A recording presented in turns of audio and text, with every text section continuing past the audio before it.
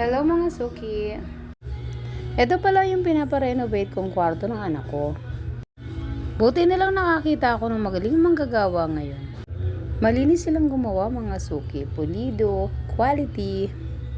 Yun naman talaga ang dapat, 'di ba mga suki? Lalo na ngayon, mahal na kaya ang talent fee nila. Pero okay lang naman, basta maganda ang trabaho, walang problema sa bayad. Habang tumatagal ngang gumagawa sila sa akin, marami na akong naiisip para ipagawa sa kanya. Marami akong pwedeng ipagawa sa kanya na pwede rin namin pagkakitaan. Pwede ako magpagawa ng pintuan na gawa lang sa plywood. Kaya niya kasi gumawa ng iba't ibang design. Para dun sa iba naming customer na hindi afford bumili ng mamahaling pintuan. May bebenta namin sa kanila ng mura, makakatipid pa sila sa bayad ng korpentero. Hindi lang pintuan ang pwede kong ipagawa sa kanya.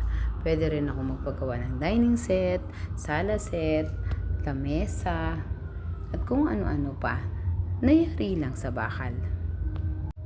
Hayaan niyo mga suki, kapag natapos namin to, i-update namin kayo sa mga susunod namin gagawin. Yun lang mga suki, maraming salamat!